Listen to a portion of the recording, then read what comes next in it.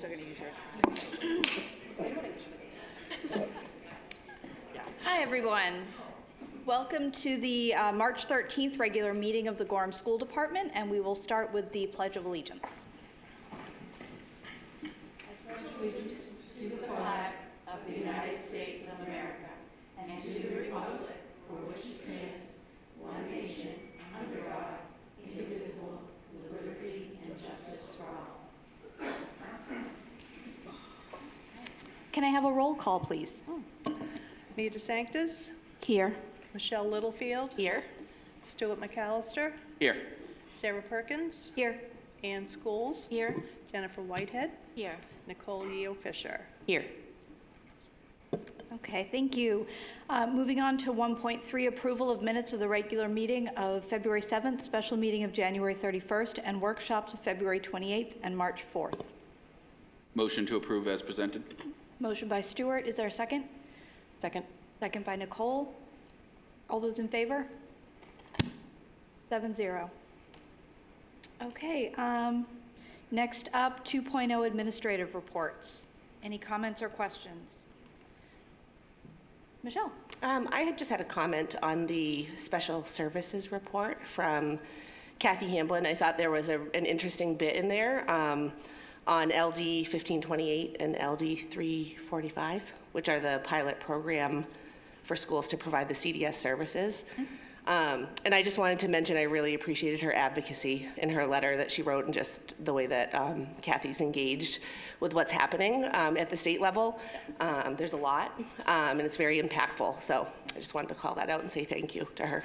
Yeah, and just so folks know, Kathy is the president of MASDEC, which is the statewide special education director. So she's highly involved in that kind of advocacy. So thank you. Any other comments or questions? No? Thank you to the administrators for putting those together. Moving on to 2.2, program review, Aspire update. Superintendent Perry. Absolutely. See, we've moved right along quickly here, Eliza. So I'm going to ask if Eliza and her team would come up, and what we're going to do tonight is we're going to hear from Eliza around the Aspire Gorham program. Just to give a little bit of context, you've heard from Eliza and Grace before. They're a wonderful duo that we've heard many, many great stories from, and we absolutely have some students here that will be coming up to speak as well. Don't make them nervous at all. But tonight I think is really important because we're coming onto the sunset of the formal grant process for the Aspire Gorham grant, which will be sunsetting at the end of this fiscal year. And so I really felt it's important for you to get a good sense of what's been the accomplishments of the program over time, and where have we come from, and where have we gone, and where do we intend to go sort of moving forward. So Eliza's here, probably not going to talk about all of those things, but going to breeze through and give us a good sense of where we've been and the things that we've accomplished. So Eliza and Grace and team, thank you, and I'll turn it over to Eliza. Thank you, Heather, and thank you, school committee, for having us here. We're so excited to give you an update, as always. A little nervous, but mostly excited. There is so much, as always, to celebrate. As we were putting this presentation together, I was reflecting on when I joined the Gorham School District in 2018, and I would have never guessed that this initiative would be as wide-reaching as it is today. Never could have dreamed that. And as we've said before, the success of Aspire Gorham is thanks to so many people in this room, but also maybe watching us on TV tonight too, so thank you to all of you. Since 2018, we were reviewing the numbers. Hundreds of community partners have volunteered their time, hundreds. And hundreds of school staff have integrated Aspire goals into their work. And thanks to those teacher community partnerships, thousands of Gorham students have benefited. So we're going to talk about that tonight. And it sounds like you might have our slides on your screen, so the tiny font on that snapshot may be easier to look at. So in 2018, our goal was to build a community-wide initiative that would support all Gorham students from early learning through high school graduation into post-secondary experiences in ways that would prepare them to become productive adults with meaningful careers. We've done that. And now our task is to figure out how to keep that work going. So before we talk a big picture, I'll turn it over to Grace Olson just to ground us in a couple of students' stories. Good evening, thank you. My name is Grace Olson. I'm the Extended Learning Opportunity Instructor at the high school. Since I joined as the ELO instructor last September, I've seen the power of this initiative throughout students, staff, community members, and parents, and of those, most importantly, is the tremendous impact it has on our students. Watching them grow and transform before my eyes is truly an honor and a privilege. I have, admittedly, had tears prick in my eyes more times than I'd cared to admit when talking to a student who is full of light and has a newfound confidence in themselves. We fail with them, we succeed with them, and it is all part of this process that we believe in, and so do they, eventually. I'm working with a student this semester who began the course really unsure of herself and worried that the unknown would cause too much anxiety to move forward, something I'm sure a lot of us have experienced ourselves. She took a chance on herself and embraced that same unknown. After only her first day in her internship, her aura changed. I had teachers and support staff approach me with joy after seeing her anxiety decrease and her mood elevate. She sent me the following message after her first day. I just got out of my internship. It was so much fun, and once I got in the door, I realized I knew the front desk lady, so it was just smooth sailing from there on. I'm so glad this opportunity exists for students because it is truly so cool. It makes me want to talk to all the freshmen and sophomores to convince them to take this class. It's crazy because I would never normally want to do that. Of course, another outcome is that students find out they don't want to be what they thought they wanted to be. I bring this up every time because it is equally as important. Recently, a student started an internship with a psychologist, and after a few days, she came to me very excited to tell me, I don't want to work with adults. I want to work with children. Something a lot of us can relate to in schools. She mentioned she wouldn't have known that unless she had had both of those experiences. She was thrilled to move forward with her new self-knowledge. Every single student has a success story. Whether they see it or not, I'll echo what I said in November, we see it. And so do their parents, teachers, and mentors. I could tell you countless stories to pull on your heartstrings, and they would all be 100% genuine. And then maybe you'd realize why I fight back those same tears of joy. Thanks for always listening to my stories. I'll pass it back to Eliza for now. Thanks. Thanks, Grace. So as you can see, Aspire engagement has grown steadily since 2018. Every year, more community members become partners. Every year, more staff integrate Aspire goals into their work. And as a result, and we'll look at this data in a little bit, more graduating seniors see the connection between school and life outside the classroom. And this momentum, I think, is reflected in last year's snapshot. So we're going to start with our littlest learners, and we'll work our way up. Hard to be succinct when talking about all the things happening in our schools, but I'm going to try. So as you know, in grades 6 through 8, Aspire provides funds, and Aspire has provided the funding necessary for elementary school staff to extend learning well beyond the classroom with a focus on exposure. And as I was looking back at all of the things they did, it's amazing. So elementary school staff plan field trips, they organize author visits, they coordinate mentorship activities like Adopt a Classroom and The Amazing Race. They visited some really cool places: the Gorham Fire Department, Orchard Ridge Farm, Maine Wildlife Park, the Children's Museum, Maine Maritime Museum, the Audubon Society, the Telling Room, Chewonki, Pineland Farms, and the list just keeps on going on and on. I had many more, but I figured I couldn't share all of them. Students have met authors of their favorite stories, including the Avon Green series, The False Prince, and Big Nate. This exposes our elementary students to a wide range of life paths, and most importantly, it inspires joy and curiosity in the process. So there are some really sweet photos of them doing all those things. And then in grades 6 through 8, Aspire provides funds and also people power that allow middle school students to explore careers without fear of failure. This includes 6th grade Try It Day, 7th grade JA in a Day, 8th grade Amazing Race, early access to career and technical programs, trips to Southern Maine Community College. I got to chaperone one of those. It was amazing. And activities, guest speakers, and field trips with their classes and during advisory. They've engaged in interactive activities about careers ranging from nurses to pilots, from auto mechanics to graphic designers. They've also built guitars. They've waded, I learned this yesterday, they've waded through ponds in search of macroinvertebrates. They've coded drones, and that list goes on and on too. These events and trips give our middle school students the opportunity to explore life and career paths without fear of failure. They also show students how much they mean to their community. Okay, so by high school, students are beginning to partner with community mentors, and we have one mentor in the house up here tonight, to pursue authentic career experiences that are directly tied to their future goals. And that happens through our Extended Learning Opportunity Program and our CTE programs. Some sweet photos. There were so many. They were really small. Sorry about that. So students in high school continue to engage in career exposure and exploration. This deepens their knowledge of the career options and their understanding of their own interests, which are ever-changing and expanding, right?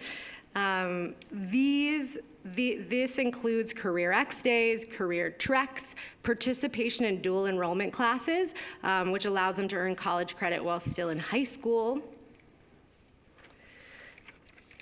Last year alone, 53 teachers partnered with 81 community members to produce over 250 career exploration sessions during our Career X events. Students learned how to network with people in fields ranging from excavation to engineering, filmmaking to fiction writing, really wide range. These experiences give our students the insight they need to make informed decisions about what they might do for a semester or year-long ELO experience. And Grace will talk more about this, but this year we have 67 students who have already participated in ELO, and students just love ELOs, and that number is just set to grow if we can. Yeah. And now I'm going to introduce Ken Tompkins, who's been our communications coordinator. He's just going to give us a little bit of a few anecdotes from his time with us. Hello, everybody. Thank you for giving us the opportunity to speak on this. I joined the team in August, and since then I have been amazed at the breadth and depth of this program. And I've been humbled by its role, by having a role in its success. And I am grateful that I am a resident in the district, and therefore I have a student who is attending. He is currently at Great Falls, and I'm grateful that he is going to be able to benefit from these programs. It's really amazing stuff. When he was first in the school, he was telling me about all these experiences and things that he was having, and then I took this job, and I'm here filling out the forms, approving those experiences, and I saw that how much of it was Aspire, and that was really great. Some other favorite memories of mine include there was the visit from Dusty Bowling, who's an author that's very popular among the younger grades. It was really great to see her speak to the students, talk with them, and then there was also a luncheon that took place with some of the students that were really interested in writing, and to see them get to sit down with a writer and pick her brain about what do you do, how do you do it, was really amazing. And then I talked with them for my newsletter, which you can catch in the superintendent's blog, first Friday of every month. And I interviewed the students, and they were empowered by the idea that they might be writers, that might be a thing that they might be able to do.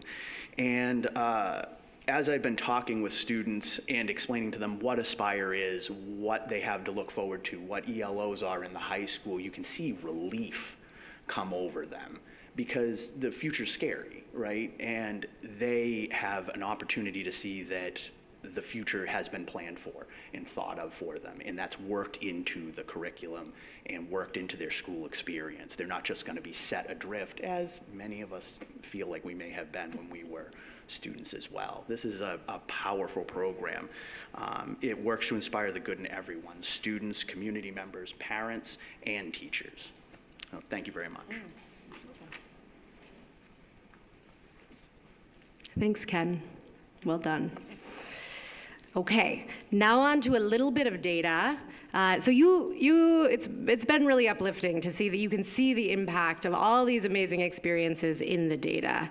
So every year, many of you already know this, we have graduating seniors fill out a survey that asks for their perception of their experience in the Gorham schools. We also survey staff members just to get a sense of their understanding of the initiative and also their participation and buy-in. So let's see, this first graph shows staff data, and you can see that there's a trend upward. Staff feel a greater responsibility for students' post-secondary success. We're moving in that direction. There's been a gradual increase in the number of staff who feel that it's important to encourage career and college aspirations and make connections to businesses, nonprofits, and USM. And this is district-wide, so this is K through 12, and also staff who are not necessarily in classrooms. So that's worth keeping in mind, that the numbers are, I think, pretty high and trending in the right direction given how many people we survey. This shows student data. So you can see that a growing percentage of students in the red and yellow, the last two are the sort of like pinkish red and yellow. A growing percentage of students see the connection between classroom learning and their future lives. And that's really been our barometer when we're thinking about how we want to move forward and the ways that we're successful and the ways that we're not. So that's felt really promising to see that come back after a bit of a pandemic slump. The next slide is sort of like gives us inspiration for the future. So you can see that while we've made a lot of progress, there's still quite a bit of room to grow. Exposing students to real-world experiences and potential careers remains an opportunity in our classes. And I think that first graph about integrating real-world experiences is really one we're going to be paying a lot of attention to and trying to work towards, just providing the support and inspiration to staff so they feel comfortable doing that. All right, now it is my pleasure to turn it over to Tracy Travers. Tracy is JMG's Vice President of Strategic Partnerships, and she's going to talk to us about the statewide impact of Aspire Gorham. Thanks, Tracy. Good evening, everyone. The Aspire Gorham initiative has not only impacted Gorham School District and community, it has impacted our state in multiple ways. The Aspire Gorham team, along with Gorham's faculty and administrators, provide professional development to a variety of groups. Teams of Gorham staff have presented at quarterly MELMAC peer learning sessions to school districts across the state. They've presented at the statewide Educate Maine Symposium, as well as to newly sworn-in legislators and at multiple statewide conferences. With the tremendous success of the Aspire initiative, the MELMAC Education and JMG have launched additional Aspire sites. Aspire Golden Bucks in Bucksport, Aspire Riverhawks in Skowhegan, and a fourth site starting in July. Each year we bring together all of the sites to schools for a shared learning day. Aspire Gorham elementary, middle, and high school administrators, school counselors, and superintendent strengthen each of our other initiatives by sharing their best practices and lessons learned. Additionally, individual Gorham team members mentor other school districts on successful projects that they have participated in, such as Brian Jondro working with Skowhegan staff and administrators to implement Adopt a Classroom, and Nicole Poole working with the Bucksport team to better enhance students with special needs skills to transition to the workforce. Also, Eliza Kenningsberg has mentored all of the Aspire career coordinators in all of the other school districts. Statewide agencies have also taken note of Gorham's work. Maine Department of Education and Maine's Department of Labor tout Gorham's ingenuity and collaborative spirit regarding Gorham's Educator Apprenticeship Program. Heather Perry and the Gorham School District are addressing the teacher shortage in their own innovative and collaborative way. Teachers throughout the state are taking notice and telling others, if you want to see creative, collaborative solutions, turn to Gorham. Along with these lessons rippling across our state through the Aspire Gorham initiative, I must also mention a collaboration that began before the initiative was even in Gorham. Gorham's School Business Roundtable existed well before the initiative started, and it is a model where school and business leaders meet quarterly to network, share individual updates, and learn how each other can assist one another. The roundtable establishes lasting relationships and builds community. It has worked so well in Gorham that JMG and Melmac have mandated that each Aspire site has a school business roundtable as a component of their own school district's initiative. With that, on behalf of JMG and the Melmac Education Foundation, I would like to thank you for your continued support of this initiative, for the lessons that you have taught us, and for your ongoing impact in our state. Thank you.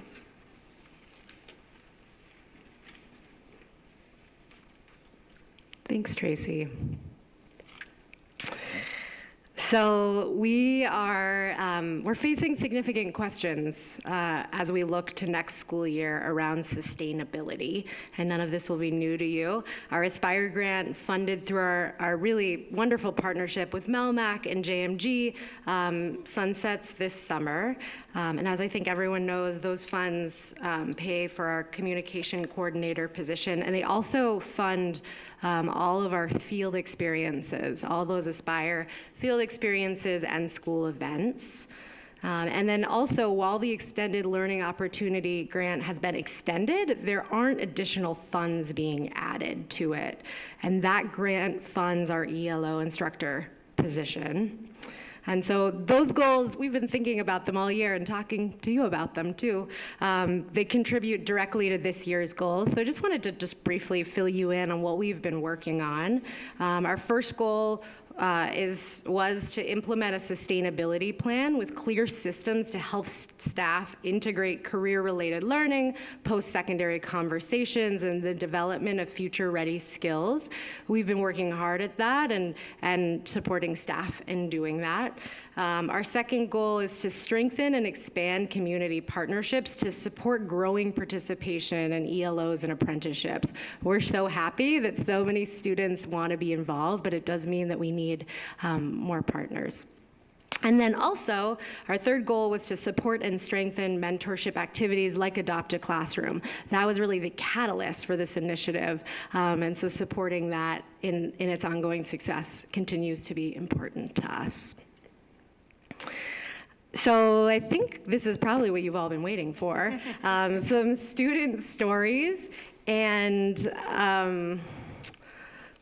they're going to be amazing, and they don't need to be nervous. They could do this in their sleep, for sure. And so, like we mentioned before, I think our thought is that if we provide meaningful Aspire experiences from pre-K all the way through sophomore year, then by the time students are in 11th grade like Megan and seniors like Mason, they have a clear sense of an ELO they want to engage in.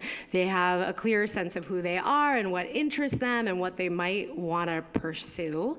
And we know from the data that if students do an ELO, it's a game changer for them in their future. So first up is Megan.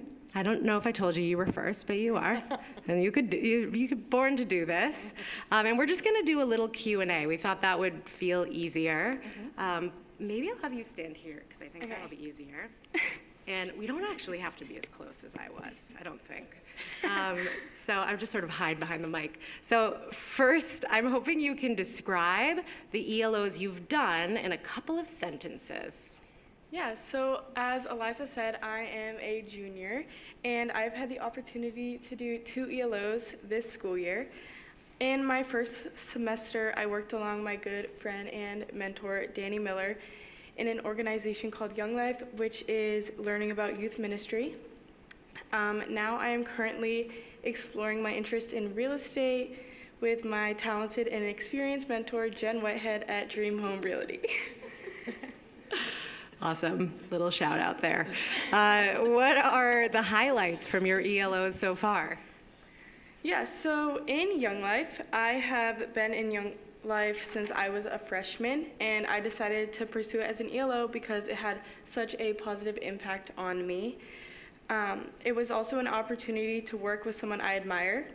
I learned how to run discussions, organize events, plan activities, and got to do some one-on-one hanging out with some of my friends.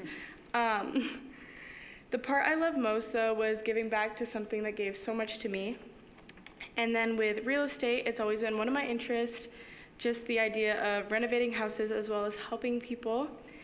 Not once did I question who I was going to do my internship with because Jen is just a great mentor. It's just such a gift being able to work alongside her, as I've previously known her since I was young. Both her and Danny are such lights, and after spending time with them both, I always feel fulfilled. I've been able to do hands-on work, such as helping rip up carpets and screwing stuff out the wall. And Jen has also set me up with systems that I am able to explore the houses and stuff on my own time. So yeah. Awesome, thank you. Next question for you is share one or two things you've learned about yourself from the experience.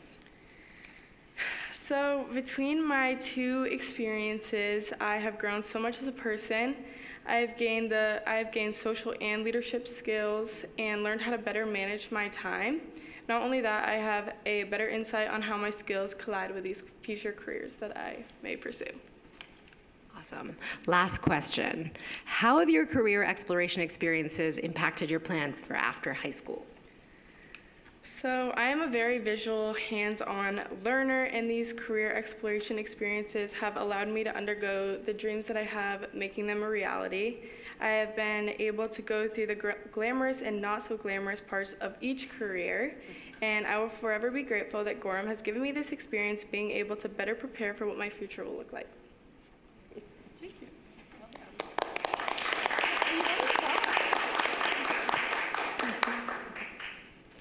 Thanks, Megan. Next up is the wonderful Mason Starkey. So you can stand here, Mason. We'll pull up your image. I didn't run that by you, but I thought it was a really good one. I had no idea it was picture day. I think you were dressed to impress. So, Mason, you just joined the ELO program in January. Tell us what you were interested in pursuing after high school. So after high school, I was looking to get a job where I am working with my hands and making a livable income, because that's something that people don't have. And I really enjoy working with my own car, and it helps me get used to all the other cars that I could work with, because I can't really sit still and work efficiently and effectively. And I'd really like to find something that can help me get my foot in the door for that.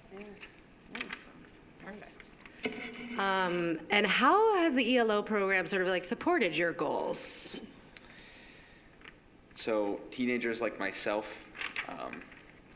we need help getting careers in really anything, but in the trades specifically, there's usually an age requirement of being 18 years or older because of safety regulations and other stuff that I don't like because it doesn't help me get in.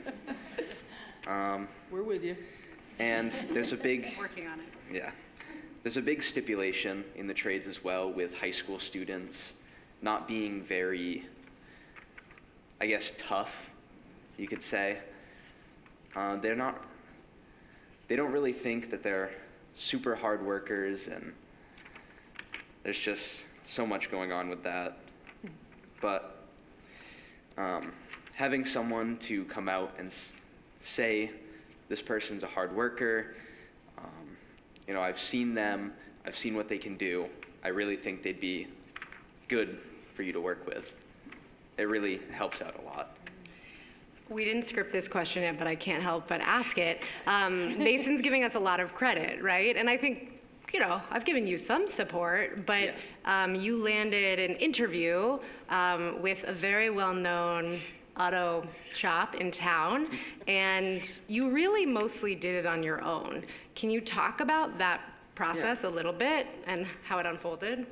Yeah, so I was looking around at stuff, mostly at auto mechanics and collision, and I came across, or I kind of thought about Moody's, him being such a big part of Gorham, and kind of dug his name into the history of the town. So I was originally going to put in, or call them and ask about like an application, but Eliza was able to give me Sean Moody's email. So I emailed Sean Moody, and I think last week I was able to go in and actually talk with him, which was a little scary at first, just a millionaire. But he was super nice, and I really enjoyed talking with him. And he also, it was a little weird, but he basically offered me a job there. We just kind of have to wait for one of his people to move up in position.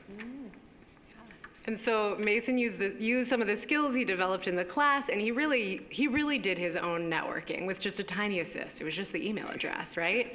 So well done with that. Last question for you, unless I decide to freestyle again. Why do you think we should continue the ELO program? I think it's a really great opportunity for kids who don't get into VOC or the CTE program, along with students whose careers aren't a part of the VOC or CTE programs. Those kids, they don't have a chance to get into those and get used to them. And it really helps with knowing specifically what you don't want to do. So you don't have to go to college if you need to go to college and then change a major or a minor in what you want to do. 'Cause that's a lot of money. But there's, as you know, 67 kids currently in the program, including Megan and myself. And every single one of those kids is going to tell you that they really enjoy the program, and they've actually learned quite a bit and have had good experience with it. Amazing. Do you have any final comments for us? It's fine if you don't, but sometimes you do. Not really. I would like to mention that I did originally learn of this program through a friend who had already gone through it, doing electrical work, which is what I originally wanted to go for, but I changed a lot in that. You know it's going viral when friends are recruiting friends to do an optional elective, right? Yes. Yeah. Amazing. Thank you. Our students are so amazing, right? I'm going to pass it back to Grace to close us out. Oops. Okay, so the culmination of Aspire for students ends with ELOs. After students are exposed to and explore their passions and interests, they are able to fully submerge themselves into the experience by learning from our fantastic mentors and experts in the community. When I began this work last September, I personally had 2 students successfully complete an internship that first semester. One of them was your friend. 3 semesters later, I have 45 students participating in ELOs with my direct support, and as you've heard, we have 67 total ELO students this year between Eliza and I, and we still receive more recommendations every week. Here are a few examples of where students are interning this semester. Psychiatric nursing, elementary education, veterinary science, culinary arts, electricity, agriculture and farming, cosmetology, environmental conservation, talent acquisition, business and finance, law enforcement, architecture, interior design, TV journalism, cybersecurity, sports medicine, neuroscience, video game design, physical therapy, aviation, genetic counseling, and so much more. We wouldn't be able to make this happen if it wasn't for the amazing support of our community members here in Gorham and Greater Gorham. We are so grateful for everyone who takes the time out of their busy schedules and days to mentor and teach our students. It is often a big ask, and I am constantly blown away by how much people are willing to do to help just a kid from Gorham. Thank you to the school committee for your support and belief in this program and everything you do to fight for it. We greatly appreciate your time. Does anyone have any questions for us? Jen? So how do you suggest people reach out to you if they want to time, whether it's through an ELO or maybe just attend one of the career days? Oh yeah, that's a great question. Well, email, call, person. I also have a website up that has forms to fill out if you're interested. In my email signature, there's even a connection to a form that says, if you're interested in being a mentor for a student, click on this form. So really anyway, just we try to spread the word as much as we can with our contact information. What's the website? Can you say it so people are watching it? Oh, no, it's connected to the Gorham School District website under Gorham High School, and there is a link to it. But it's like part of Google Suites, so We should get a short link. we should get a short link. We need a website. Yeah. And people can go to the high school website and find our contact info under staff, or you could share it. But we should get a short link. We're on it. Michelle? I just had a question, actually. I wanted to dig a little deeper into a comment that Mason made around when students can't get into VOC or CTE programs. So I know I came and was able to see kind of a closing discussion after a group of students had just been wrapping up their ELOs. It was an amazing thing to just be part of, to get to listen in on. But I believe we touched on that there, and it was something that I wasn't aware of, that it's not quite as easy as we may think to get into VOC or CTE, that there may be students that want to do one of those two things and can't, and so the ELO experience is an option for those. And so I didn't know if maybe you could expand on that as to like reasons why they may not be able to get into their programs. Is it capacity? Is it a number of things? So let me help out, and Liza, feel free to jump in if I miss anything here. But so what you're hearing is actually true. So we are part of the Westbrook CTE, or Career and Technical Education Center, that is associated with Westbrook. We also have the wonderful opportunity to send students to PATHS in Portland if the programs don't conflict. Like, if there's a program for automotive, for example, at WRVC, and there's also one at PATHS, we have to send our students to WRVC, and unless it's full and then they can't get in, then we could go to PATHS. But so there's some agreements there. But roughly speaking, how that's done, because it's a regional center and it only has so many seats. And so they split or divvy up the seats that are available by the sending schools according to the population of students that had participated in the year before. And so what we found is that with all of our great work through Aspire, and we kind of saw this happening when we were early on in the work with Aspire, because one of the first things that we were focused on was trying to change perceptions amongst students and families and staff members around the importance of these kind of blue-collar jobs, and looking more broadly about how it is that we prepare students for their success beyond school. And in doing so, you know, we're going to get more interest in those kinds of programs. And it was 2 years ago when Grace's position was started, and actually that was the impetus to write the grant that got Grace's position, was that we had a total of 35 students that were unable to get into WRVC or PATHS because of the seat limitations that exist. Again, that's no fault of those regional service centers. It just is what it is. You have to have some limitations because you only have so many seats. So that was sort of the impetus for Grace's position, and one of the major reasons why we've created the ELO position in the first place. Does that help? Yes, thank you. I think it's great. To add, I think that giving our students this opportunity, as a person who worked in higher ed admissions and, you know, looks for certain characteristics in that process, or as a hiring manager, again, the sentiments I saw from those students directly, the stories that they were sharing, the impact is massive, and I just think it's amazing. So thank you. Thank you. Thank you, Michelle, and Heather, thank you for the assist. Any other questions?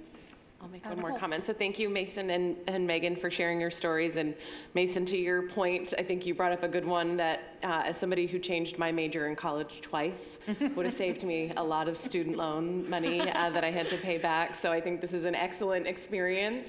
And I think when you are a senior in high school, you're kind of supposed to know it all, and it's okay not to.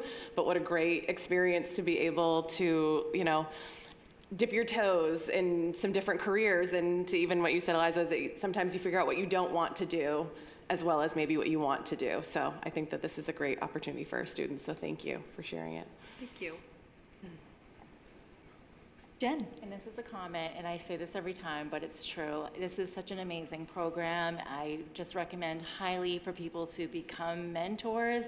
And yes, you're helping the student, but it's so much helping yourself too, because to teach someone else, it just really reinforces what you're doing.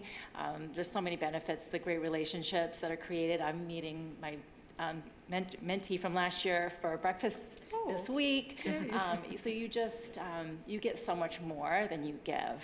And so I just highly recommend, please reach out to Eliza, see if you can be a part of the program. Thanks, Jen. Well, thank you so much. We appreciate it. Thank you. Okay.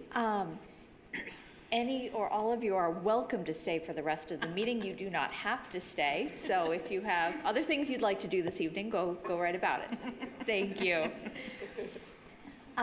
Moving on to 2.3, program review. Teach with Tech grant review. Michaela Lamar. Hi. Yeah, and as Michaela comes up, I'll do a little bit of an introduction, and then you can jump in. But Michaela's, do you need something? It's just, I didn't know if the computer was stuck on the... Oh, yeah, we're not going to use that slide presentation, so there you go. So Michaela's up at the microphone and wants to be on camera for everybody to view, right? Yes, thank you. Absolutely. Michaela is here to talk about tonight about a grant opportunity that she helped lead at the middle school level around Teach with Tech grant, and so she had some great information to share about the impact of that grant and the work that was done with those funds. So Michaela, if you want to talk a little bit about the program. Thank you. First, thank you for allowing me this time and opportunity to speak with you regarding a project currently being completed in my science classroom. An 8th grade teacher. I promise to keep it brief, but I do tend to get a little dorky with this, so I'll apologize ahead of time. Thank you. Okay. So last spring, as mentioned, I applied for and received a Teach with Tech grant that was offered by MLTI and the Maine Department of Education. I received $1,600 in order to purchase 12 Lego Education Brick Cube motion sets. And a requirement of the grant was to present my work to the school committee. I will also be presenting my work at an MLTI conference in the fall. The purpose of using these Lego materials was to engage students in the engineering and design process while studying forces in motion, simple machines, computer science, when also used with Lego robotics kits that the district currently owns. I just wanted to give you a little snapshot of how these grant-provided materials were used. Students first used the Lego kits to explore Newton's laws and demonstrate their understanding of balanced and unbalanced forces and collect data regarding the motion of an object. Students then began to learn about lesser-known ancient engineers and how simple machines were used in the past to grow civilizations and how simple machines are still used today to make work easier. Students used those Lego kits to build pulley systems, inclined planes, wheel and axle systems. They also used the Lego kits to build a working shadoof. And that is something, I know, I had to include that because it was their favorite. It is a simple machine that was actually invented by ancient Egyptians and the Kushite kingdoms. The next challenge required students to develop their own civilization. I basically told them I was dropping them in the Patagonian desert and they had to survive for 1 year using only simple machines and limited materials.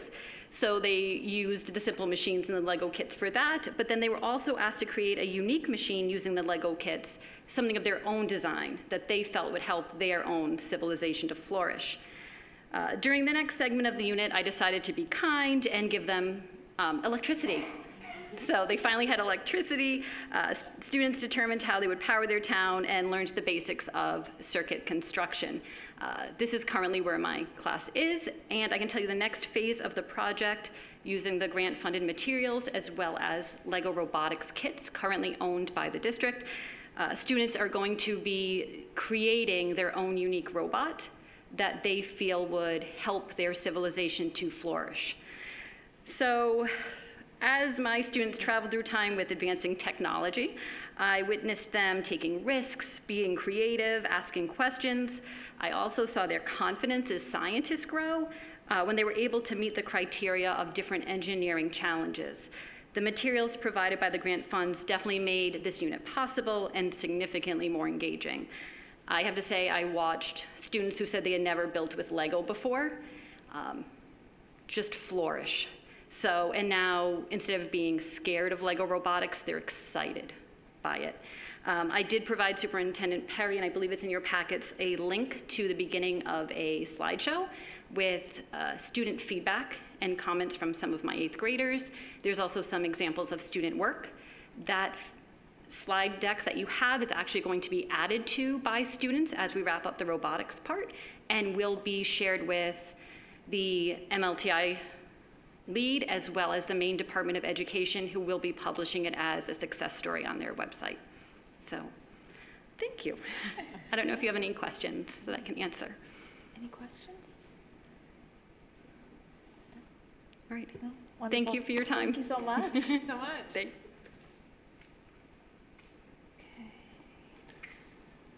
All right, moving on to 2.4, program review, MIHAS? MIHAS. MIHAS? Close enough, yeah.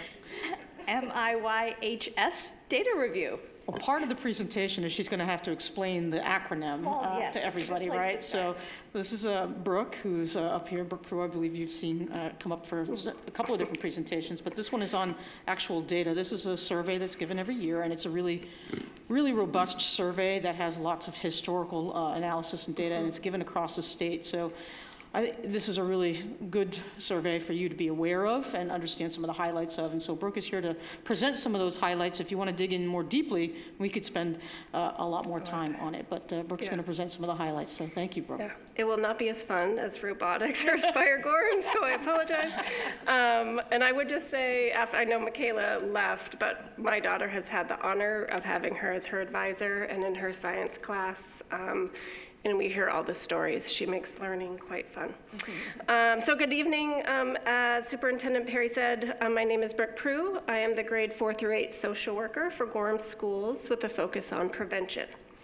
I'm also the facilitator for Gorham Action Team for Youth. We are a coalition of people focused on promoting positive youth development and preventing at-risk behavior for our youth here in Gorham. I'm excited to be here tonight to share with you data from our middle school and high school students with the hope that this data will help inform you as our school committee members around our needs and strengths we have here in Gorham for our students. I will give props. This presentation was gracefully and wonderfully put together by our prevention specialist liaison through Cumberland County Public Health, Eilish Carpenter, who did a phenomenal job. All right, let's see how I can do this. All right, so background on the Maine Integrated Youth Health Survey. This is a survey that's administered every 2 years, it started back in February 2009. Questions in this survey are a collection from other national health surveys. Reliability of answers is tested, and individual surveys are also tested for consistency of answers. Types of questions on the MIHAS include adverse childhood experiences, otherwise known as ACEs, alcohol, tobacco, electronic vape products, marijuana, and other substance use, bullying, both electronic bullying and bullying based on race and ethnicity are a focus, mental health, physical activity and nutrition, protective factors or other factors of resilience, school climate, and also sexual health. The data we will review tonight will include data from 2023 alone, so we're going to just look at how Gorham, the data from 2023. We'll also be able to compare that data from 2021. We'll look at some 10-year trends that Gorham has seen, and we'll also do some comparisons from the overall Maine state average. Any asterisks you see in the data or in our slide shows the key for being statistically significant change between the two data points. All right, so first to get us started, we're going to look at the Gorham High School data from 2023. We'll start off with some interesting demographics. First being that the number of GHS students who speak another language at home is at 8%. This is significantly higher than 2021. And we also know our numbers, just K through 12, are also significantly higher. It was 3% in 2021, and now it is at 8%, which is around 45 or so students, again, just at Gorham High School. We share this information because we know that Black, Indigenous, and people of color, or students of color, are more likely than their peers to experience mental health challenges, race-based discrimination, and lower rates of access to behavioral health care. 24% of Gorham High School students identified as LGBTQ+ in 2023, which is around 130 students. Again, we share this because our LGBTQ+ students in Maine are more likely than their peers to experience mental health challenges, substance use, violence, bullying, and discrimination, and lower rates of family and community belonging as a protective factor. All right, so here we go on the nitty-gritty of substance use. So here you'll see, this graph here depicts the 10-year Maine Integrated Youth Health Survey data for reporting on past 30-day alcohol, marijuana, and prescription drug use. So the question asks, in the past 30 days, have you used any of these substances? Reporting on use of all three of these substances have gone up since 2021, but have not shown a statistically significant increase. Throughout the years, the trends have been pretty steady. What's interesting, and I can answer some questions, and what you're going to see consistently is 2021, across the board for good, we saw drops in use and other harm, and we are beginning to see an upward trend again and stabilizing. And we can talk more around at least why Gaddy is hypothesizing that to be true. Here in alcohol use, 28% of Gorham High School students that have consumed alcohol in the past 30 days report that the largest number of alcoholic drinks they have consumed within a couple hours was 5 or more drinks. So out of the students who are using in the past 30 days from the date of the test, 28% of those are what we would call binge drinking. Percentage of students who have been drunk or high at school, 8% of GHS students reported having been drunk or high at school. Although that number is concerning, it is lower than the Maine state average. Cigarettes and e-vape products used at school, 4% of Gorham High School students reported cigarette use. And 12% of Gorham students reported past 30-day electronic vapor product use. I will say every social worker in the room when we saw this said we would guess that would be higher than 12%, but that is what the data reports. Some risk factor use. So risk factors for use include access to substances, perception of harm risk of those substances, and some indirect factors like violence, bullying, and mental health. So when we look at risk factors in regards to access at the high school, 71% of Gorham High School students reported they have, quote, sort of or very easy have access to alcohol. This is significantly higher than the percentage of students who reported easy access in 2021. GHS reporting on easy access to marijuana remained about the same, at 52% of students reporting that it's, quote, sort of or very easy to get marijuana. Here, we're looking at the same question, but comparing GHS to the Maine state averages. The same as before, 71% of GHS reported they have sort of or easy access to alcohol, which is higher than the Maine state average. More GHS students report easy access to alcohol than the Maine state average of 63. It's important to remember access does not mean actual use. There is just easier access. In regards to marijuana, it is about the same percentage of the Maine state average reporting easy access to the use of marijuana. 17% of Gorham High School students have been offered sold or been given alcohol or drugs on school property in the last 12 months. School property can include schools, sporting events, like anywhere that would be on a school campus. All right, so percentage of high school students who perceive no, so now we're looking at perception of risk, like is it safe or harmful for me to use a certain type of substance?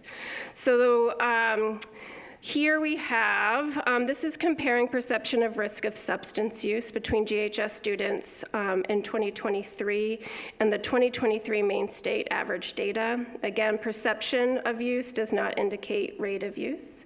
But 31% of GHS students think that someone having 1 or 2 drinks every day has a low risk of harm, which is not statistically different than the Maine state average.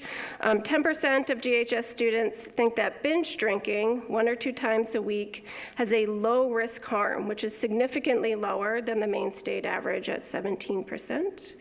And 9% of GHS students think that using prescription drugs that was not prescribed to them has a low risk of harm, which is also lower than the Maine state average at 12%. All right, so here, if we look at, this is the 10-year trend here in Gorham. We don't see that much of a change over the 10-year trends around related risk to perception, although we're starting to see a little bit of that downward trend over the past 10 years. Another risk factor we look at is violence in the home. So we'll move to some indirect factors that lead to risk of substance use.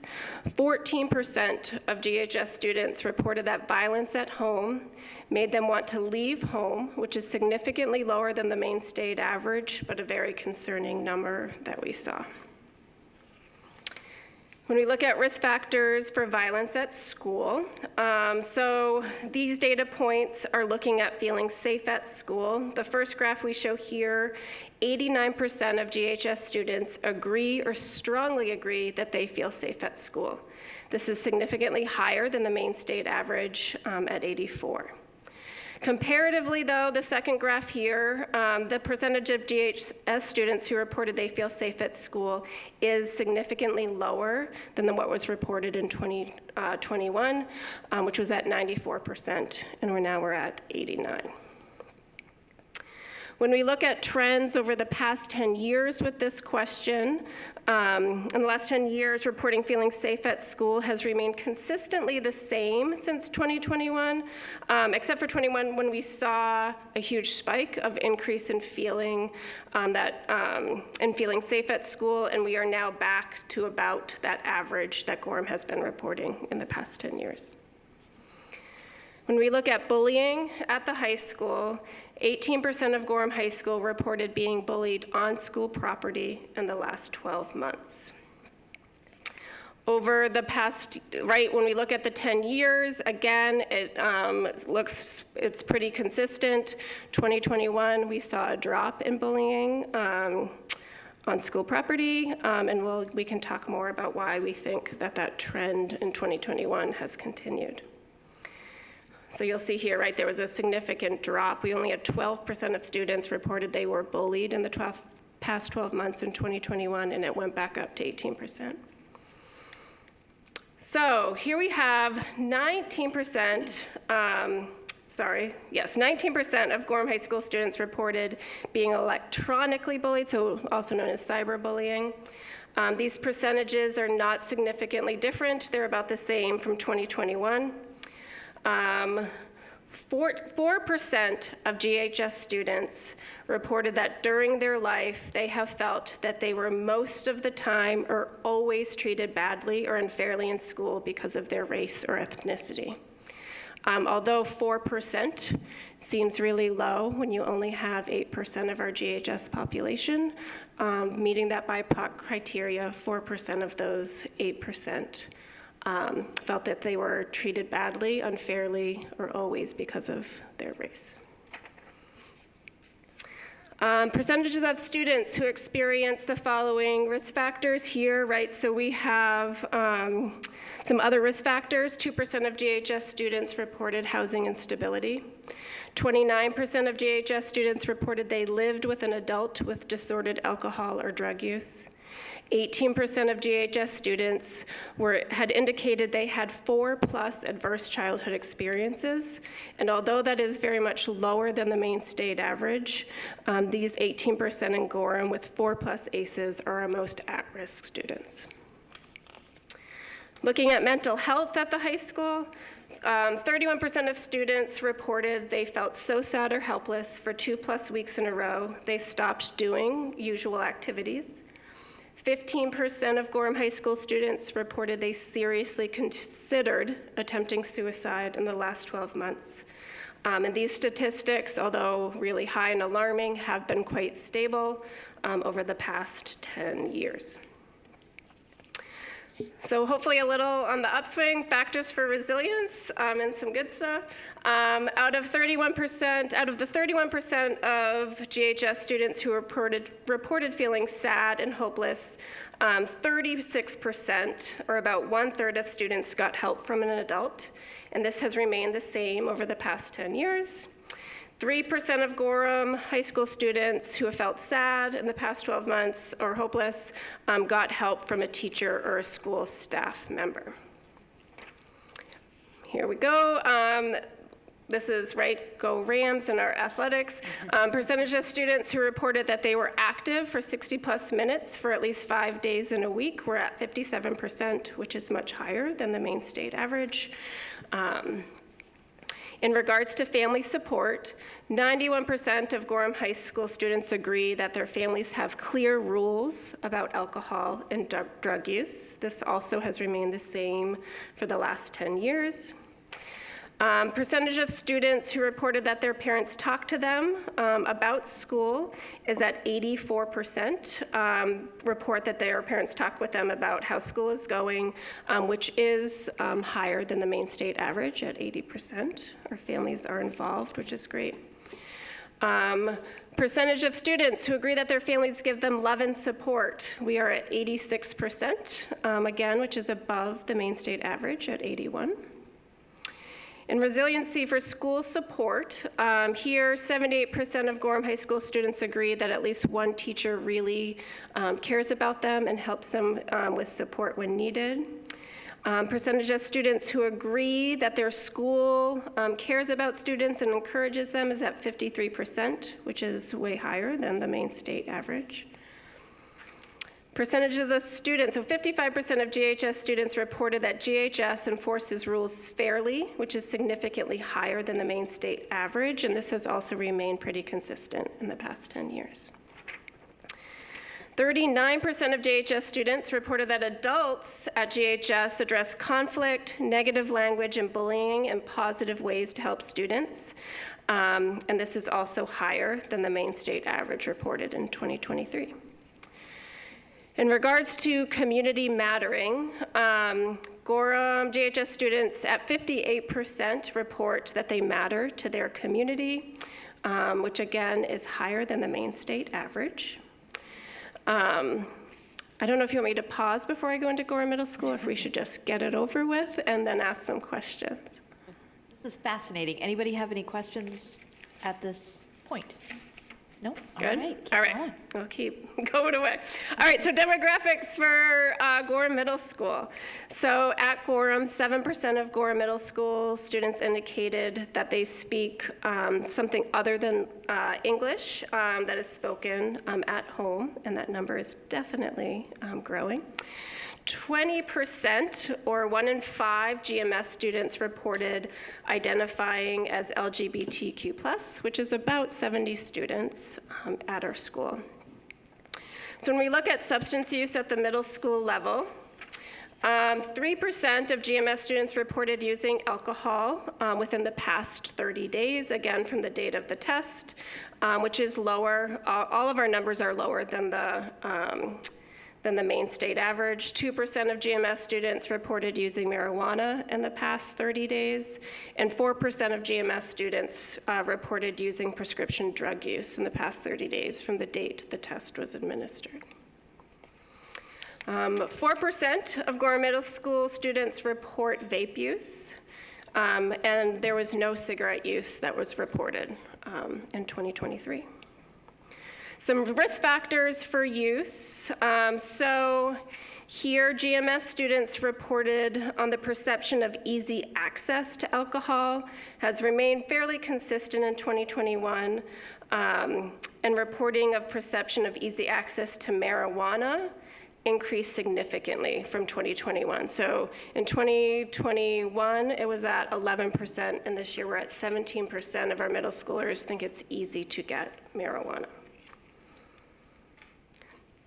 When we look at access here, 7% of Gorham middle schoolers have been offered, sold, or given alcohol or drugs on school property in the last 12 months. Compared to the state, this is actually really low and has showed not much of a significant change in the past 10 years. The middle school Maine Integrated Youth Health Survey asked students to ask participants if they think their parents would feel it was not wrong if for their student to have 1 or 2 alcoholic beverages every day, or to use marijuana. So 3% of Gorham Middle School students reported that their parents would think it was not wrong for them to drink every day. 3% of Gorham Middle School students reported that their parents would think it was not wrong for them to use marijuana. That number is much lower than the Maine state average.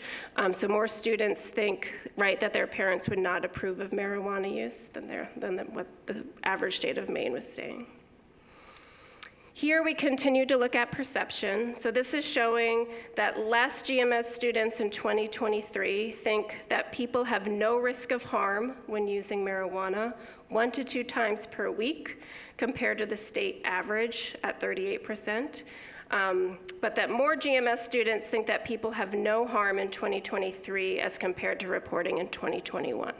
So, yeah, as a prevention social worker, I'm trying to think how we fix that. Here, fewer GMS students agree that they feel safe at school in 2023 as compared to 2021, which was at 93%.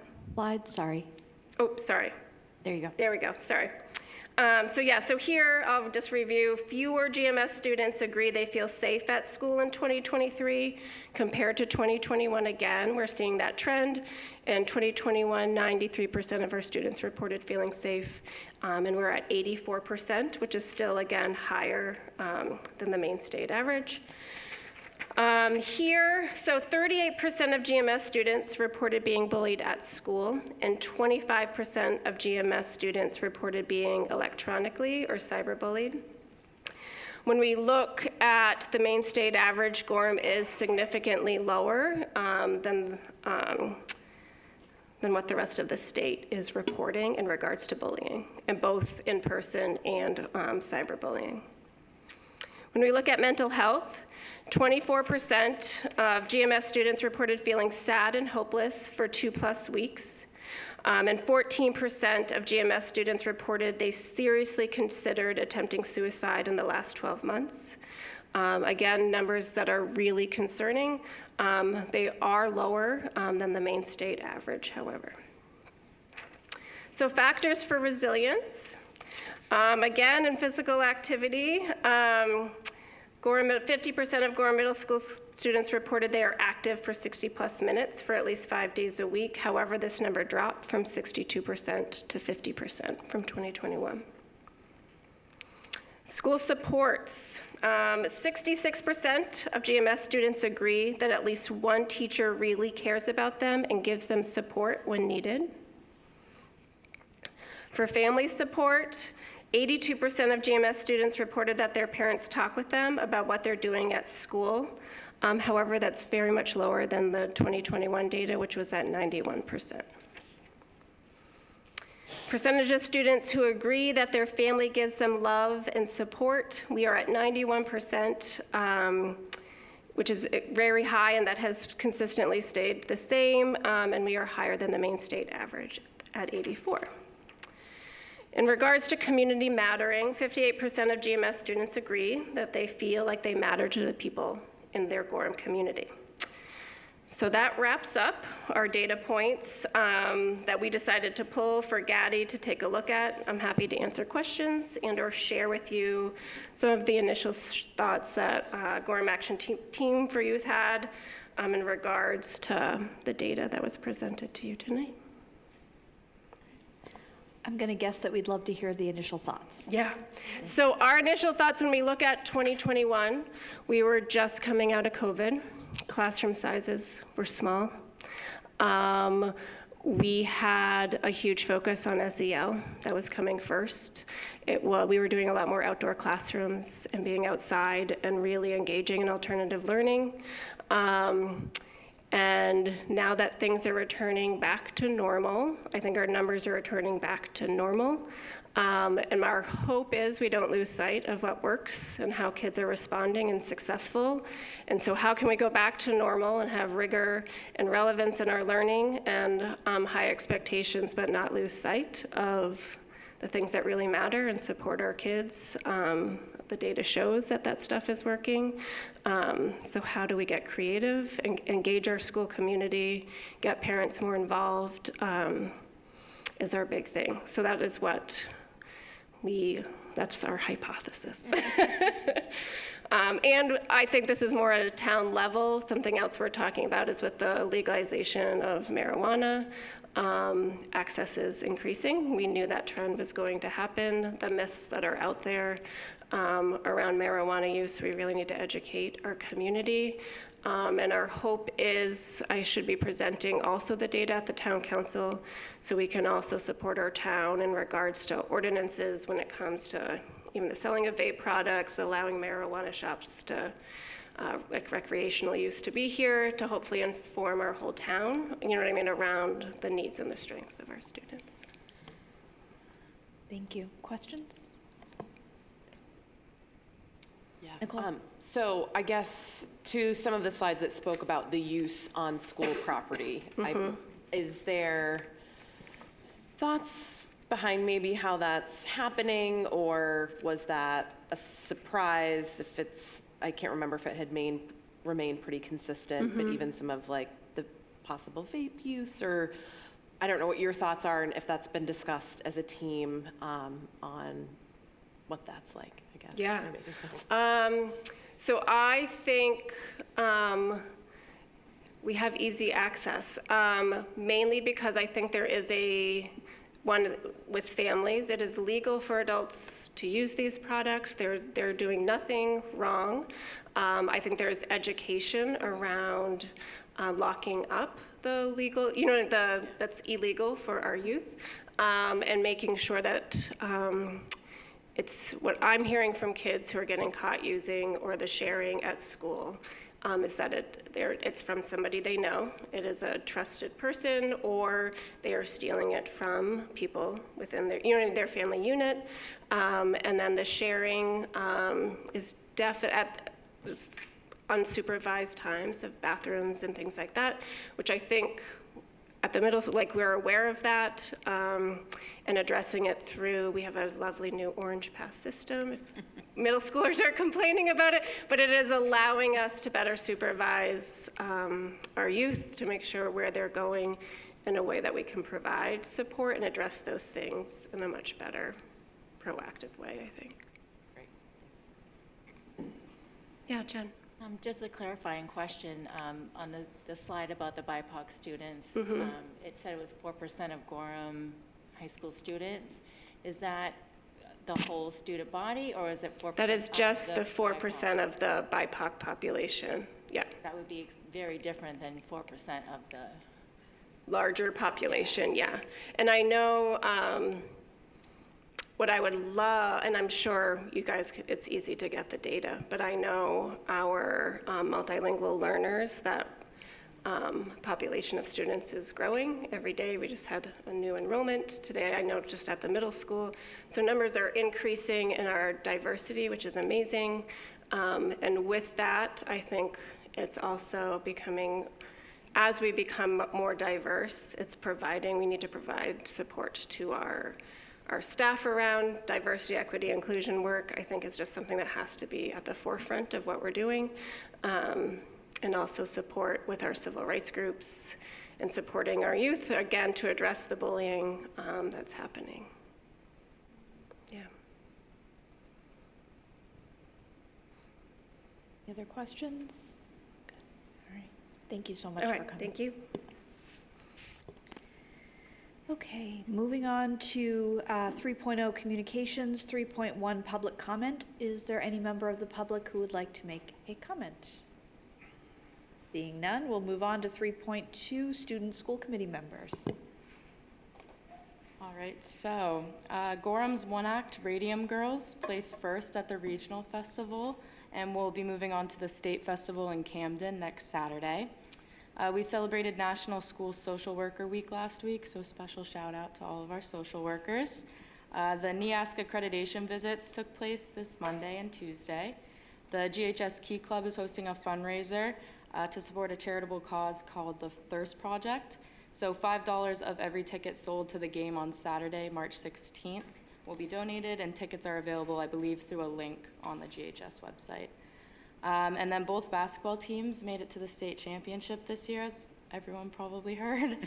This is the first time that both teams have made it since 2005, and they, as well as all other sports teams, were celebrated at the Winter Sports Awards last Wednesday. So, yeah.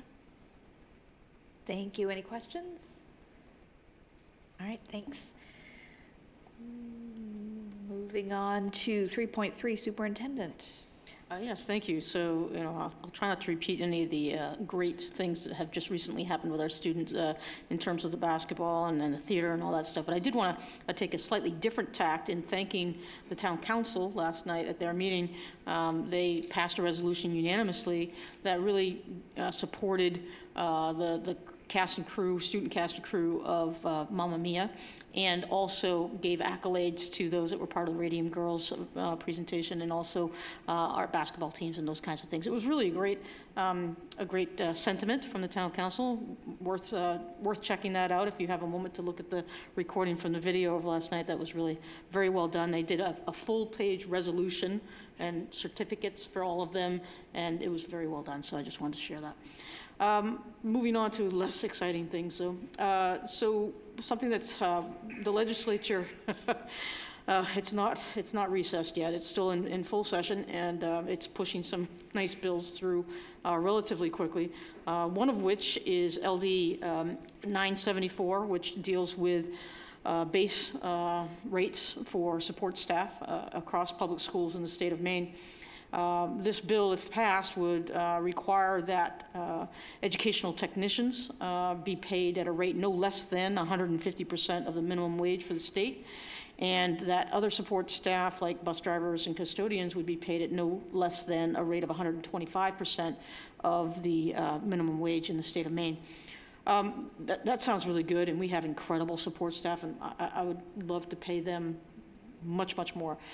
The cost implications of this bill are significant, and it is something that superintendents across the state are saying, it's a great sentiment, but no, we can't mandate this across the state. The cost would be overly burdensome to local taxpayers, because even though a portion of that might be picked up by the EPS funding formula after 2 years of expenditures, by the way, it still would place a larger burden on local taxpayers through the state and local share of the EPS funding formula. So something we are advocating against, not because we don't love our support staff, because we do, and they are the glue that holds our schools together, and I will tell that to anybody that asks, but that is a bill that would be very, very costly, and therefore we're not supporting it.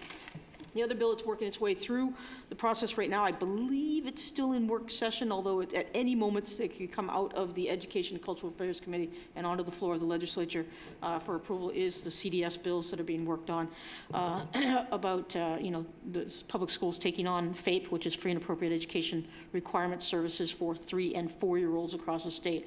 That is one we're watching closely. It's one of those bills that it's hard because you see the need for it and you want to do it. You know that that's what's best overall, but sometimes the devil's in the details, and when the sausage is made at the legislative level, sometimes things get put in bills that maybe don't need to be in bills, and so that's where the hard part is right now, and that's working its way through the process. We're monitoring it closely, and we'll continue to keep you informed on how that proceeds as it goes through. Just wanted to inform that we're continuing to go through our budget process. You all are aware of that because you're going to all the wonderful meetings with us. But in terms of the public, just to know that we are meeting or continue to meet for our budget workshop meetings every Monday this month, and also the 1st of April. We have a budget meeting scheduled. Those are open to the public. They start at 7 o'clock. They're right here. You certainly can come, or you can absolutely either live stream or watch the recording of the videos.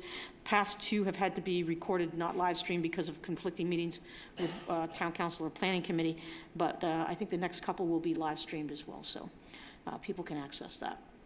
Let's see, skipping around here a little bit. I did want to mention that we have gone through the process of hiring for our multilingual teacher. That was approved just a little bit ago by the school committee to add mid-budget season this year because of those increasing numbers that Brooke mentioned and that we are well aware of for multilingual learners in the district. We went through the hiring process. We have got a candidate that I would like to bring forward to nomination, even though it's not exactly on the agenda tonight because it kind of happened fast, and we'd like to get the person onboarded as soon as possible.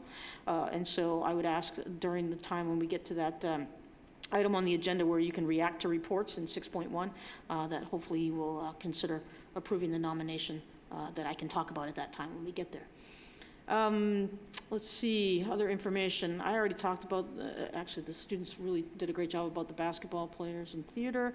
One thing I want to mention, GHS NEASC accreditation visit. We had 5 visitors from schools from across New England. Actually, I think they were all in Maine this time. They were folks from Maine.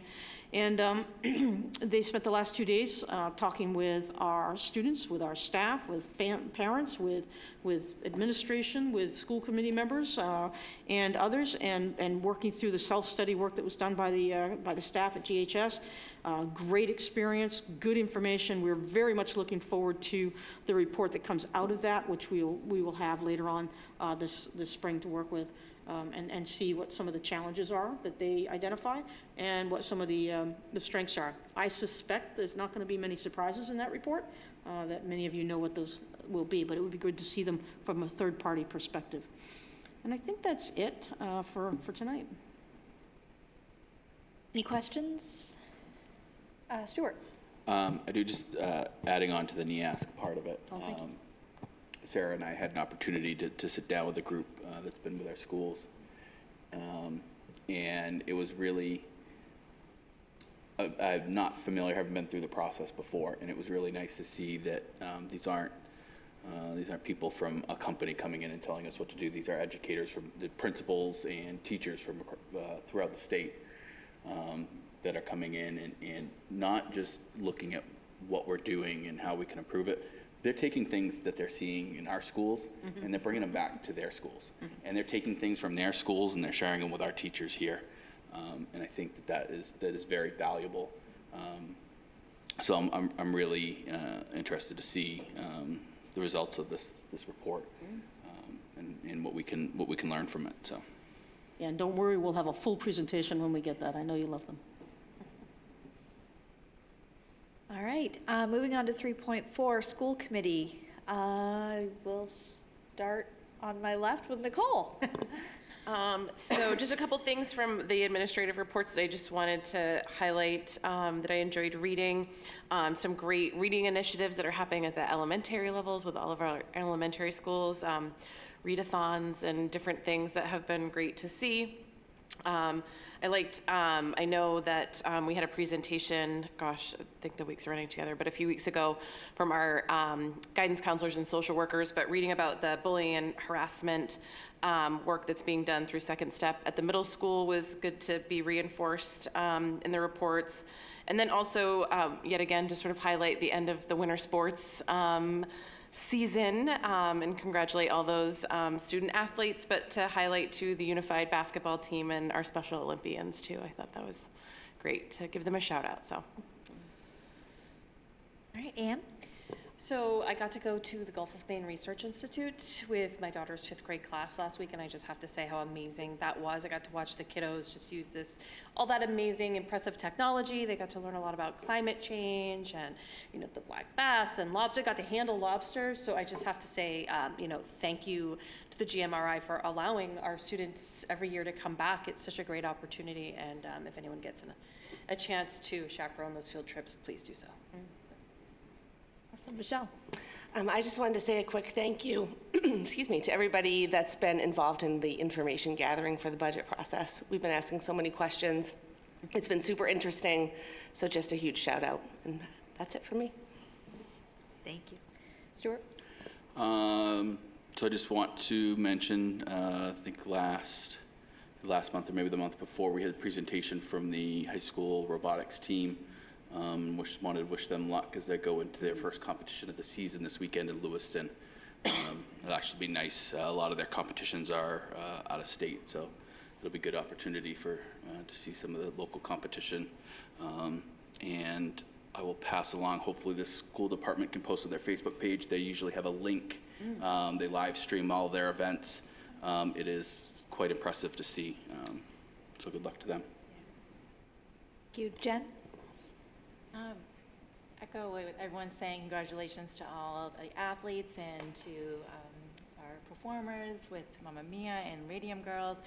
But just recommend to folks that if they go to the Gorham Schools websites, the different schools have calendars, and you just be amazed at what's on there.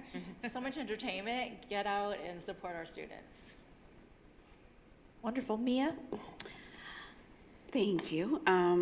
So just wanted to note, I saw in Dr. Porter's report, very excited to see that on May 22nd, the ER, early release date, they're going to be doing a lot of LINCS testing, and I'm very passionate about our emergency preparedness. That's an important piece, so I'm really excited about that. From the elementary schools, the readathons and Read Across America, they had lots of fun activities. I was actually able to go in and read to a 1st and a 2nd grade classroom, so I had a ball. One of the teachers actually said that they took my picture out of when I was running for school committee, and so convinced all the kids that I was the star. I'm not sure I'm ready for that.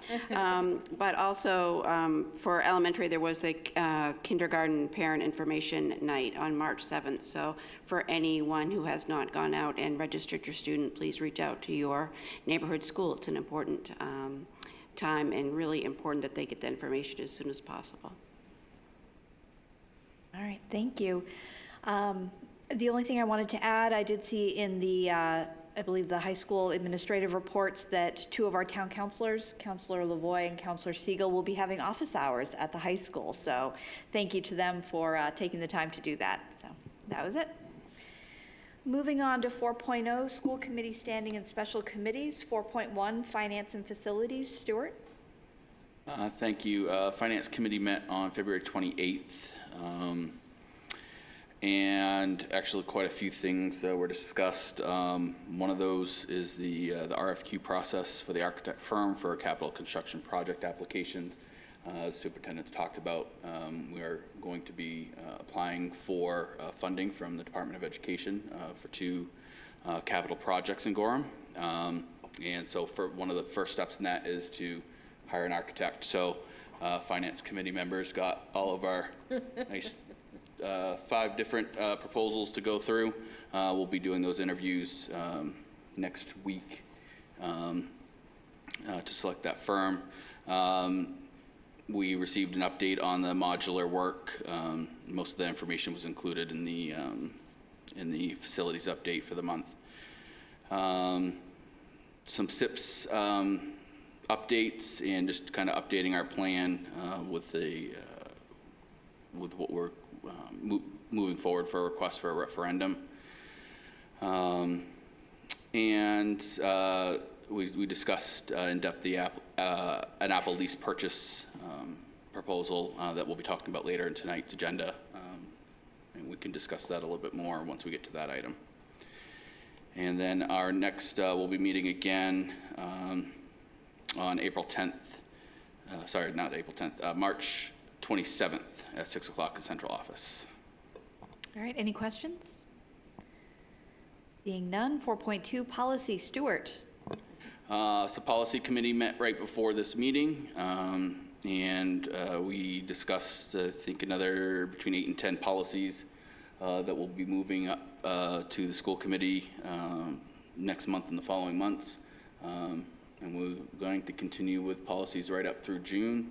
And we already even have plans to have stuff ready for when we return in August. So we're moving forward with our policy audit and working in stuff as we go that's relevant, but just trying to get some stuff up to date. And the next meeting for that's going to be April 10th at 5:30 here in the central office. Okay, questions? Seeing none, 4.3 personnel. Anne. So we have not met since our last meeting, but our next meeting is scheduled for March 20th at 1:30 p.m. Here at central office. Great. 4.4 vocational education. Jen? Our last meeting was February 8th at WRVC, and the two big things that were discussed were a lot of these two schools are hosting students from all different areas that may want to be part of this program, and something really big that happened was there was a vote, and there was the General Advisory Committee recommended that the local schools adopt or honor the dual credit platform, which is really huge, and I think Gorham has really led the way in this. So it was approved. It was a big thing. Oh, and the next meeting is tomorrow morning at 8:30 at PATH. Oh. Any questions? All right. 4.5 ad hoc committees, Gorham Teaching and Learning. Anne. So our last meeting was canceled, so our next meeting will be March 26th at 3:30 via Zoom. Anti-Racism and Equity Committee, Nicole? Yeah, so last night was our community engagement equity group event, our Eat and Learn that we had at the high school library. The focus this year was really around student engagement. And so I think I mentioned before, so we really had a topic around advocacy and having the students using art speak about when did they need an advocate, or when were you an advocate for somebody. And it was amazing. We had we pretty much had the whole library filled for folks who were able to join. So I think we had about 75 people register, and I want to say felt like 75 people were there. So it was pretty incredible. There was lots of amazing artwork from students. There were some individual students who submitted some artwork, but there were a couple of student groups. We had students from Narragansett Village and middle schoolers. The middle schoolers had a really great video presentation. We had some t-shirts and some really cool artwork. It was amazing. And then we also had folks engage in some artwork while they were there too last night. So sort of with that advocacy theme, we had 3 different tables. One was a collage table, one was a word association, and the other one was using free drawing with markers and color pencils just around advocacy and when did you need an advocate, or how does that word advocacy make you feel. But it was super cool. Everybody was, it was just great. I can't speak any more about it. The students just, I think blew all of us away. And so just a huge thank you to the students, to the parents and the staff and everybody that supported them and everybody on the committee that showed up and helped out for the event. So it just went great. And I know we took lots of pictures and we're gonna gather up everything and present it all at a later date. We do have our next sort of large committee group meeting that's going to happen March 20th at 5:30 at the high school library next week. Thank you. Any questions? All right. Dropout Prevention Committee, Jen? This has not met since the last meeting. Next meeting to be determined. All right. Alternative Education Vision Committee, Anne? Yeah, so there was a meeting on March 11th. I was not able to attend, but I am looking at the agenda. And it looks like everybody reviewed the survey that was sent to the staff regarding alternative education. And they were looking at ways on how to increase staff survey participation, just given that they looked like there was only 43 participants, which is pretty low. And they reviewed the results of the survey, as well as created a couple working groups. And one is to develop a clear mission and vision statement. The second was to describe the various models that will be used K through 5, 6 through 8, and 9 through 12. The next meeting, I think the agenda says April 8th, but it looks like Yeah, that got changed at that meeting. Yeah. April 23rd. Yes. From at 3:30 to 5 p.m. Is that still at the middle school? It's 4:30 and. Oh, so. Yeah, that's Okay, right. so 4:30. Yeah. And is that still at GMS? It's at, yes, middle school Okay. library. All right. All right, 5.0 unfinished business, 5.1 second reading of the committee member attendance policy BBDA. Stuart. Yeah, we didn't receive any feedback on the policy. Just a reminder, the policy just part of our regular review. We did clarify a couple of things, but just kind of talking about guidelines. I know we all try to be here every night of our meetings, but things come up, and this kind of outlines how that gets handled, so that it's handled fairly for everybody. And again, there were no recommendations for changes to the originally proposed policy. All right, is there a motion? I make a motion to approve of policy BBDA, committee member attendance policy, for second and final reading as presented. Is there a second? I'll second. Motion by Michelle, second by Anne. Any discussion or questions? Seeing none, all those in favor? 7-0. 6.0 new business, 6.1 action is needed on communications and reports. Yeah, so this is where I usually don't use this this agenda item, but on this occasion, I would like to request that we do so.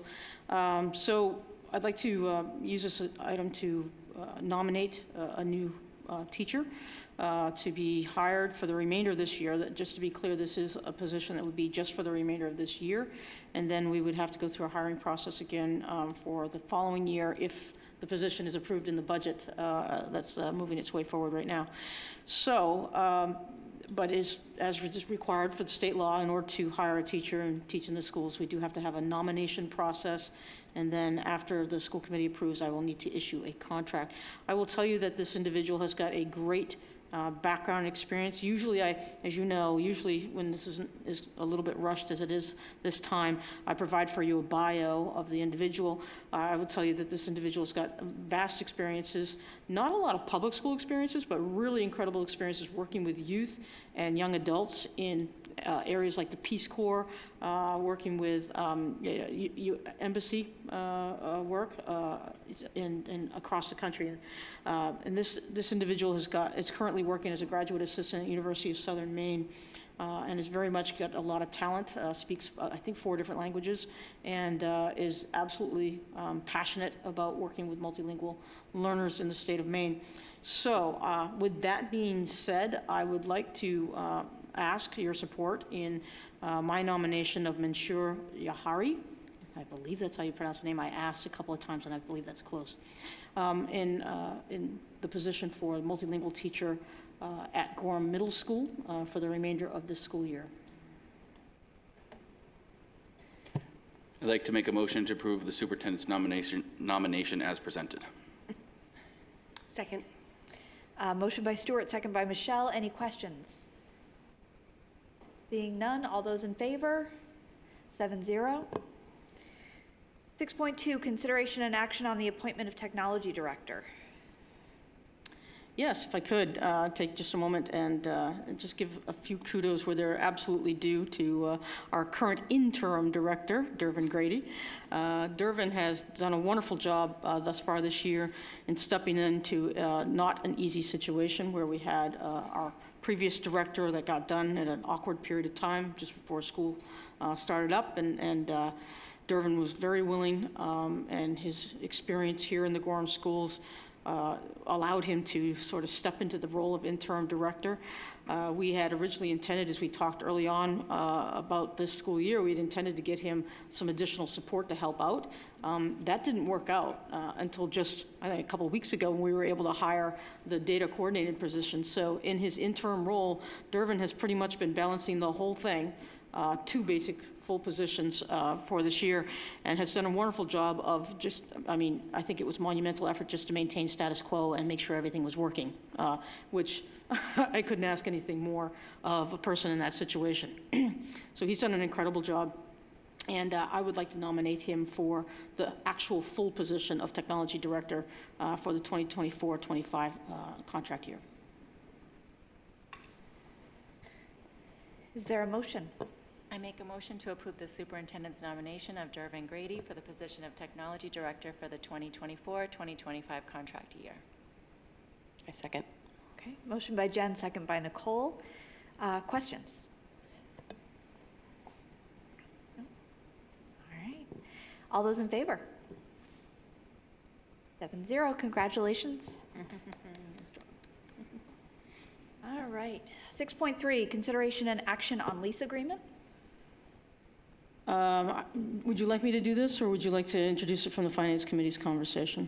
You go right ahead, and if go I right ahead. think anything needs to be added, I will let you know. You can absolutely correct me at any point in time. So this item is on the agenda in a timely manner because we need to approve of moving forward with the purchase of 9 through 12 iPad replacement. Now, the curious aspect of this, and this was discussed at length in the Finance Committee meeting, is that we're moving forward with improvement for the lease agreements and these kinds of things in order to enter into agreements to purchase items that may or may not be approved in the FY25 budget development process.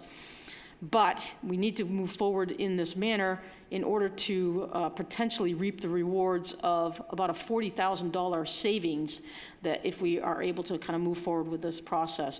Now, clearly and legally speaking, when we look at these agreements, they are based on approval of the FY25 budget. So even though you're making a decision tonight to approve of this resolution to allow us to move forward with the lease agreements to replace the iPads at the high school, which are 5 years old, going on to 6 years old, and we're very, very concerned about their ability to update and maintain their apps for the future, and that's why we're having conversations about replacing them in the budget. This item really is allowing us to move forward with the lease agreement and paperwork to prepare for that purchase and to receive the rewards of about a $40,000 savings, as I said, that if we do not do this at this time in the spring, we would have to pay more money in FY25 to move forward. Now again, all of this is indeed contingent upon approval for the FY25 budget with these items in it. So if for some reason that does not occur, then we will be able to kind of back out of that. So understanding that, I would recommend approval. And you can see that there's a motion language that is listed there, and I would need you to share that motion language when you make the motion. Questions? I move that the resolution entitled Resolution Authorizing $487,497.50 Lease Purchase Financing for Technology Equipment be approved in form presented to this meeting, and that the Secretary of the School Committee file an attested copy of said vote with the minutes of this meeting. Second. Okay, motion by Stuart, second by Michelle. Questions? This was covered in depth at the Finance Committee and touched on at our last budget meeting, so. Just for the benefit of the public, I didn't state the terms. This would be a 4-year lease agreement, so that total figure is spread out over 4 years. So the actual annual payment would be around $127,000. So just making sure that that sticker shock when you read that number didn't go too far. Thank you. All right, all those in favor? 7-0. All right, 6.4, first reading of policies. Stuart. So we have four policies as part of our review that are up for first read tonight. First one on the agenda is regards service animals in schools. Couple of updates to just to bring it up to bring the language up to date, and some additions for some recommended language to the policy. Nothing material different. You will see at the end of the policy, we did remove a section that allowed for miniature horses as service animals, and with no reference that in either the MSMA's recommended language or state statute, we did remove that part of the policy. Next one is educational philosophy. There was nothing, we had a policy, and when you look at that is that first paragraph of that. It was very simple, straight to the point, but the policy committee felt like we could elaborate on that a little bit more. So that's what you see there. So this is almost entirely a new policy. Next on the list, we have school district goals and objectives. Just a couple of updates to the language, nothing materially different with this policy. And the last one is learning results. Biggest change on this one was the way the policy read. It looks like this policy was created when the main learning results was implemented, and talked about having the superintendent develop a plan and timeline. But that plan is already in place, so it was just changed to reflect that it's already in place, and the superintendent updates us on those results through various blog reports, her monthly reports, and then a state of schools report. So something, all stuff we were already doing, just again updating some language in our policies. And that's it. We'll have those. If you have any feedback on those, let myself or Dr. Porter know, and we'll discuss those at the next policy meeting. Otherwise, those will be on the next agenda for a second read. All right. And with that, 7.0 adjournment at 8:46.